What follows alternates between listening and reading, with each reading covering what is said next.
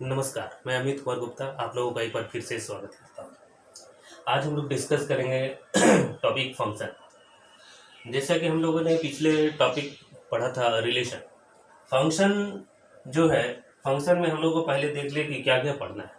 सबसे पहले फंक्शन में डेफिनेशन, नोटेशन, फंक्शन का जो नोटेशन है, फिर इमेज, प्री इमेज, डोमेन क्या होता है, कोडोमेन क्या है, रेंज क्या है, real valued function, real function, फिर फंक्शन का ग्राफ, फिर जो यानी कुछ रियल फंक्शन है, constant function, identity function, modulus function, greatest integer function, signum function, square function, square root function, ये सब के बारे में और भी है लॉगरिथमिक फंक्शन, एक्सपोनेंशियल फंक्शन, ये सब के बारे में यानी थोड़ा डिटेल से जानना है। एक्चुअली ये सब सारे टॉपिक जो है ये क्लास 11 में है, लेकिन क्लास 12 में जब आप यानी अब क्लास 12 में स्टार्ट होता है टाइप ऑफ फंक्शन से।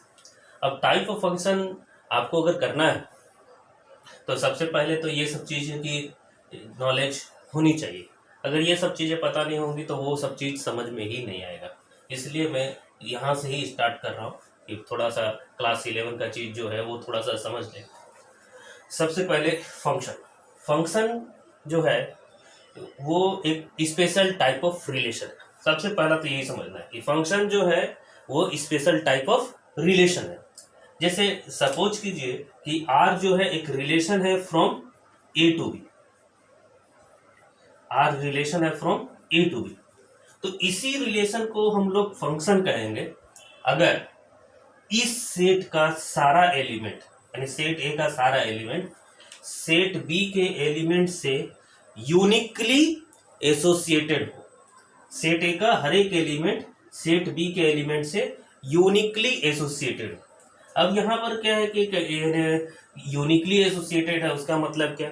अब जैसे सेट ए में मान लीजिए कि है 1 2 3 और सेट बी में है 4 5, तो अगर सपोज कीजिए कि इस रिलेशन में इस तरह से एसोसिएटेड है, 1 4 से है, 2 4 से है, 3 4 से, तो क्या ये रिलेशन फंक्शन है। तो हम लोग ये देखेंगे क्या, सबसे पहले देखेंगे कि सेट ए का हर एक एलिमेंट एसोसिएटेड है या नहीं बी के एलिमेंट से। तो यहाँ देख रहे हैं कि 1 एसोसिएटेड है, 2 एसोसिएटेड है, 3 एसोसिएटेड है। फिर दूसरा देखेंगे यूनिकली एसोसिएटेड है कि नहीं। यूनिकली एसोसिएटेड कहने का मतलब जैसे ये एलिमेंट है ना, जैसे इस एलिमेंट के बारे में बात करते हैं तो ये एलिमेंट यूनिकली एसोसिएटेड होना चाहिए। जैसे यहाँ पर ये यूनिकली एसोसिएटेड है 4 से, ना कि 5 से भी है। अगर 1 4 से भी एसोसिएटेड रहता और 1 5 से भी एसोसिएटेड रहता तो रिलेशन होता, लेकिन फंक्शन नहीं होता। तो ये हर एक एलिमेंट एसोसिएटेड है और हर एक एलिमेंट यूनिकली एसोसिएटेड है। 2 भी यूनिकली एसोसिएटेड है, 3 भी यूनिकली एसोसिएटेड है। अगर इसमें सपोज कीजिए कि 2 का 5 हो जाता हो तब ये फंक्शन नहीं होता। इस यहाँ पर मान लीजिए एक और एलिमेंट है 6 और ये 2 एसोसिएटेड नहीं है। इसका मतलब ये है कि यहाँ पर देखें हर एक एलिमेंट एसोसिएटेड है और यूनिकली एसोसिएटेड है, तब ये फंक्शन है। सपोज कीजिए कि ये जो है 3 5 से एसोसिएटेड है, तब भी ये फंक्शन है। तो सिंपल सी बात है कि कोई भी रिलेशन को हम लोग फंक्शन कहेंगे अगर सेट ए का हर एक एलिमेंट सेट बी के एलिमेंट से यूनिकली एसोसिएटेड हो। यहाँ पर एक चीज और ध्यान रखने वाली बात थी कि इस सेट को हम लोग कहते थे डोमेन और इस सेट को कहते थे कोडोमेन। फंक्शन में भी वही चीज रहेगा, जो पहला सेट है वो डोमेन, जो दूसरा सेट है वो कोडोमेन। दूसरी बात, जनरली रिलेशन को हम लोग एफ से डिनोट करते हैं। एफ भी क्या एक तरह का रिलेशन ही। तो अगर एफ है यहाँ पर F from A to B, तो हम लोग उसको लिखते हैं ऐसे F from A to B. इसको करते हैं F is a function from A to B. अब अगर ये नोटेशन हो गया फंक्शन का, ये पहला वाला जो सेट है वो हो गया डोमेन, दूसरा वाला सेट हो गया कोडोमेन। अब यहाँ पर एक चीज और देखिए, ये जैसे है 1 4 से एसोसिएटेड है तो हम लोग कहेंगे कि 1 का इमेज 4 है। 2 4 से एसोसिएटेड है, तो हम लोग कहेंगे कि 2 का इमेज 4 है, 3 का इमेज 5 है। उसके बाद अगर जैसे 3 का इमेज 5 है तो 5 का प्री इमेज को कहेंगे 3। तो यहाँ पर हो गया इमेज, जैसे 4 का प्री इमेज क्या होगा, 1 भी होगा 2 भी होगा। 6 का प्री इमेज क्या होगा, कोई 6 का प्री इमेज नहीं। तो ये हो गया definition, notation, image, pre image. अब यहाँ डोमेन का भी बारे में बात की हम लोग, और कोडोमेन। अगर कोई फंक्शन है फ्रॉम ए टू बी तो ये पहला सेट होगा डोमेन, दूसरा सेट होगा कोडोमेन। यहाँ पर एक चीज और आते हैं कि जैसे मान लीजिए कि इस तरह से है A B belongs to F, जैसे होता था A B belongs to R, तो उसी तरह से फंक्शन एक तरह का रिलेशन ही है, मैंने यहाँ पर एफ से डिनोट किया, तो A B belongs to F, this implies F A equal to B. तो हम लोग ऐसे लिखते हैं, तो यहाँ पर ए का इमेज बी है, बी का प्री इमेज ए है, और हम लोग लिखेंगे F A equal to B. ठीक है, नेक्स्ट आते हैं हम लोग यहाँ पर रेंज। रेंज क्या होता है, the set of all images. तो यहाँ पर जैसे ये फंक्शन है, तो इस फंक्शन का जो रेंज होगा वो अब देखना पड़ेगा कि इसमें कौन कौन सा इमेज है। तो यहाँ पर केवल 2 एलिमेंट है, 4 और 5। तो 4,5 is the range of this function. तो ये हो गया हमारा रेंज, डोमेन, कोडोमेन। अब आते हैं next real valued function. Real valued function क्या है, जैसे सपोज कीजिए कि एफ है, एक फंक्शन है from A to B, F एक फंक्शन है फ्रॉम ए टू बी। तो यहां पर अगर ये रेंज जो है ये आर का सबसेट हो या आर ही हो, तो हम लोग कहेंगे कि ये फंक्शन जो है रियल वैल्यूड फंक्शन है। इसको इस तरह से भी समझ सकते हैं कि रेंज का जो भी एलिमेंट है वो अगर सारा रियल नंबर है तो कहने का मतलब है कि वो एक रियल वैल्यूड फंक्शन है। जैसे ये एक रियल वैल्यूड फंक्शन है क्योंकि यहाँ पर जो इमेज आ रहे हैं वो क्या है, 4 और 5, तो वो रियल नंबर, तो ये रियल वैल्यूड फंक्शन है। दूसरा, अगर रेंज के साथ साथ डोमेन भी आर या आर का सबसेट हो तो हम लोग कहेंगे कि ये फंक्शन जो है वो रियल फंक्शन है। ठीक है, तो ये अभी इसी फंक्शन के बारे में बात करते हैं। ये रियल वैल्यूड फंक्शन तो था ही, क्या ये रियल फंक्शन भी है? तो यहाँ पर हम लोग डोमेन देख रहे हैं कि डोमेन का सारा एलिमेंट क्या है, रियल नंबर। और रेंज भी जो है उसका भी सारा एलिमेंट रियल नंबर। तो इसका कहने का मतलब कि ये फंक्शन क्या है, रियल फंक्शन है। ठीक है, तो ये हम लोग जनरली बुक में जितना भी रिलेशन फंक्शन पढ़ते हैं वो सभी रियल फंक्शन ही है। नेक्स्ट आते हैं ग्राफ की, कि हम लोग जैसे फंक्शन का ग्राफ अगर बनाना है तो कैसे ग्राफ बनाएंगे। तो ग्राफ के लिए क्या है कि आप जो है जैसे एफ एक्स का जो वैल्यू है उसको हम लोग वाई मान लेते हैं। अब यहाँ पर क्या है कि जैसे कार्टेशियन कोऑर्डिनेट सिस्टम में हम लोग यहाँ पर एक्स और वाई बनाते हैं, तो एक्स तो आपको मिल ही जाएगा। अब जैसे यहाँ पर है 1 4, तो x का वैल्यू 1, y का वैल्यू 4 ले लीजिए, 2 का 4, 2 का 4, 3 का 5, 3 का 5। अब इसको ज्वाइन कर दीजिए तो जो ये जैसा फिगर बनेगा वो हो जाएगा उसका ग्राफ। तो ग्राफ के लिए आपको सिंपली y के लिए क्या ले लेना है, fx। अब आते हैं हम लोग कुछ रियल फंक्शन जैसे है कांस्टेंट फंक्शन। ठीक है, इसके बारे में हम लोगों को जानना पड़ेगा क्योंकि बहुत सारे फंक्शन ऐसे होते हैं जिसके बारे में हम लोग हमेशा डिस्कस करते रहते हैं। तो आपको ध्यान रखना है कैसे, यानी वो उसका डोमेन क्या होगा, कोडोमेन क्या होगा, रेंज क्या होगा। तो आगे के यानी इस क्लास में बहुत सारा प्रॉब्लम आपको उसी के हेल्प से सॉल्व हो जाएगा। तो सबसे पहले है कांस्टेंट फंक्शन। कांस्टेंट फंक्शन क्या है, कांस्टेंट फंक्शन है f from r to r fx given by fx equal to c, where c is a real number. c is a real number. तो f from r to r given by fx equal to c belongs to r is a constant function. अब इसके बारे में मान लीजिए कि हमें पूछे कि बताइए इसका डोमेन क्या होगा, कोडोमेन क्या होगा, रेंज क्या होगा। तो बहुत ही सिंपल है। अगर फंक्शन डिफाइन किया है इस तरह से, तो डोमेन और कोडोमेन के बारे में तो आपको सोचना ही नहीं है। पहला जो है ये सेट जो होगा वो होगा डोमेन, और दूसरा ये जो सेट होगा वो होगा कोडोमेन। तो रेंज और कोडोमेन सॉरी डोमेन और कोडोमेन के लिए तो आपको कोई टेंशन ही नहीं है। तो पहला सेट होता है डोमेन, दूसरा सेट होता है कोडोमेन। अब आते हैं हम लोग रेंज के बारे में कि रेंज क्या होगा। तो रेंज के लिए आपको देखना है कि इमेज क्या है। तो यहां पर मान लीजिए कि यहां पर x, ये x जो होगा वो पहला एलिमेंट होगा, ठीक है, और ये जो है c ये दूसरा का होगा। तो यहां पर x का कोई भी वैल्यू रख ले, रियल नंबर में कुछ भी रखे, तो जैसे f1 तो क्या आएगा c, f2 उसका वैल्यू भी c, तो f3c, यानी इमेज केवल c ही आएगा। 1 का इमेज c है, 2 का इमेज c है, और इमेज का कलेक्शन को ही हम लोग कहते हैं रेंज। तो इसका मतलब है कि इसका जो रेंज है वो हो गया c। तो इस जैसे कांस्टेंट फंक्शन के बारे में आप आसानी से बोल सकते हैं कि इसका डोमेन जो है r है, कोडोमेन r है, और रेंज c है, the set containing the element c। अब ये fx इक्वल टू 5 रहता तो रेंज हो जाता 5। नेक्स्ट है आइडेंटिटी फंक्शन। आइडेंटिटी फंक्शन क्या है, same f from r to r given by fx equal to x।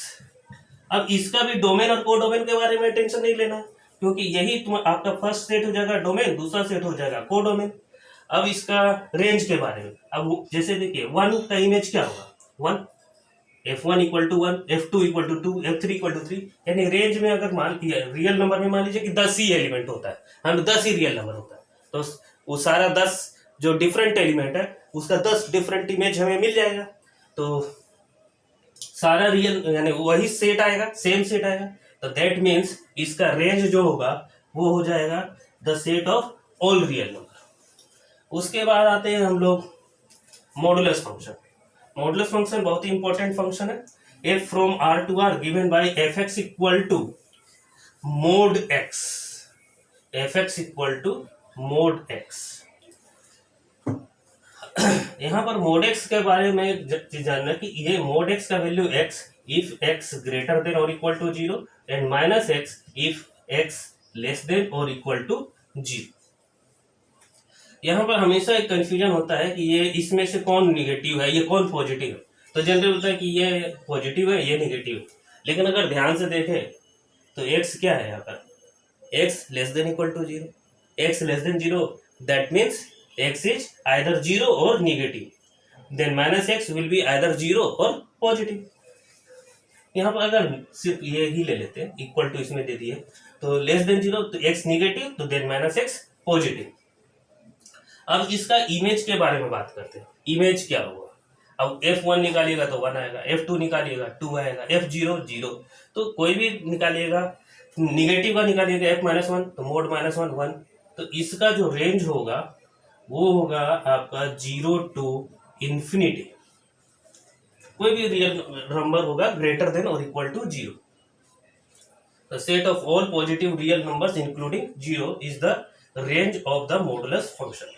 और इसका ग्राफ के बारे में भी हम लोग जैसे अभी बताए थे, कांस्टेंट फंक्शन का जब ग्राफ बनाएंगे, आप क्लास 11 में पढ़े होंगे, तो इसका ग्राफ जो है इस तरह से बनता है। Sorry fx equal to c है ना, हाँ ठीक है, ये इस तरह से बनेगा। ये y एक्सिस है, ये x एक्सिस है, ये ओरिजिन है। उसी तरह से आइडेंटिटी फंक्शन का जो है y इक्वल टू x हो जाएगा, तो इस तरह से बनेगा। फिर मॉडुलस फंक्शन है, उसका ग्राफ जो है आपका v शेप का बनता है। तो ये सब सारे चीजें जो है क्लास 11 में है। अगर कोई भी प्रॉब्लम होगा तो आप उस यानी पिछले क्लास के बुक को आप देखिएगा, तो आपको सारी चीजें धीरे धीरे समझ में आ जाएगी। लेकिन मेन चीज क्या है कि आपको कम से कम उसका डोमेन, कोडोमेन, रेंज और ग्राफ का जो शेप है उसको ध्यान रखिए। सिग्नम फंक्शन सेम है, डोमेन कोडोमेन, सिर्फ इसमें डिफाइन किस तरह से किया गया है कि fx equal to mod x by x if x not equal to 0 and 0 if x equal to 0। Mod इसको और भी इस तरह से भी लिख सकते हैं। मोड x का वैल्यू क्या होता है, x अगर x पॉजिटिव हो, not equal to 0 means either greater than 0 or less than 0, तो x by x 1 if x greater than 0 -1 if x less than 0 and 0 if x equal to 0। अब इसका range का बारे में बात करें तो इमेज क्या आएगा, कोई भी आप पॉजिटिव नंबर x की जगह लीजिएगा तो उसका इमेज आएगा 1, अगर निगेटिव नंबर लीजिएगा तो इमेज आएगा -1, और 0 लीजिएगा तो 0।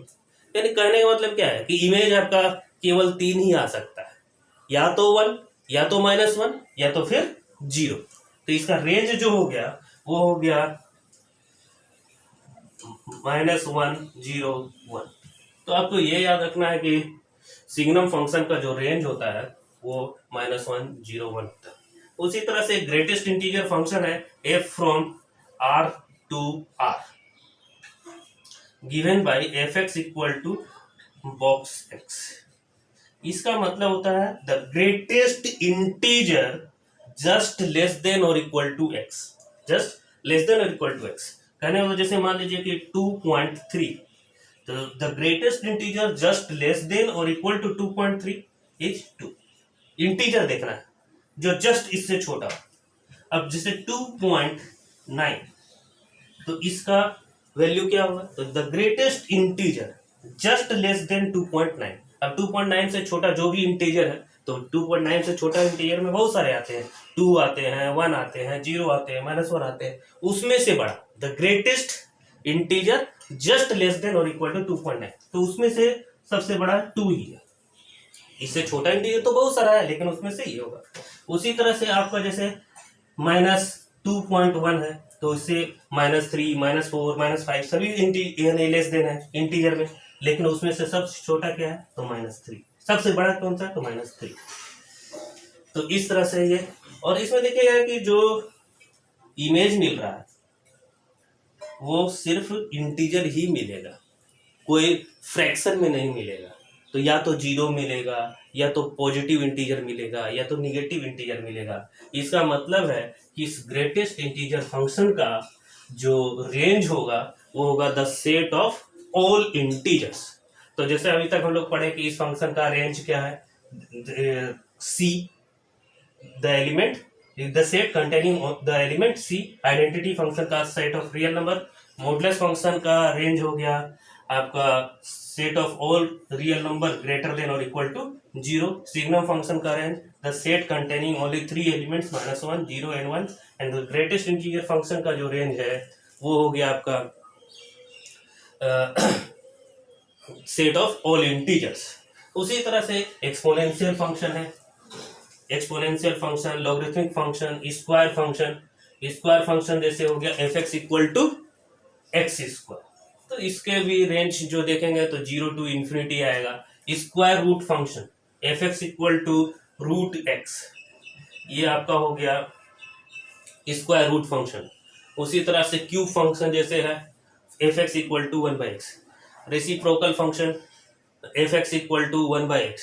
तो ये सब सारे फंक्शन का आपको कम से कम डोमेन, कोडोमेन और रेंज याद रखना है। तो इतना अगर आप कर लेते हैं तो इससे रिलेटेड जितने भी प्रॉब्लम है वो अब थोड़ा सा आसान हो जाएगा आपको समझना आगे का चीज। इसके अलावा आगे पढ़ेंगे आपके फंक्शन को ऐड कैसे करते हैं, अलजेब्रा ऑफ फंक्शन, और फिर टाइप ऑफ फंक्शन। तो इस अब हम लोग अगले क्लास में डिस्कस करेंगे। और इसका जो भी ये सब सारे कांस्टेंट है जो वेल नोन रियल फंक्शन का ग्राफ और रेंज, डोमेन, कोडोमेन से रिलेटेड जो है मैंने एक नोट्स बनाया है। तो वो नोट्स में जो है आपको इस YouTube के वीडियो के साथ डिस्क्रिप्शन में लिंक दे दूंगा, आप वहां से डाउनलोड कर सकते हैं, ताकि आप उसको अपने क्लास और कॉपी में नोट कर लीजिए। आप उसको बार बार देखेंगे तो आपको ज़्यादा अच्छे से समझ में आएगा। तो नेक्स्ट में आप लोग वो फिर से मैं दूसरे टॉपिक पे जाऊंगा दूसरे नेक्स्ट वीडियो में। तब तक के लिए नमस्कार।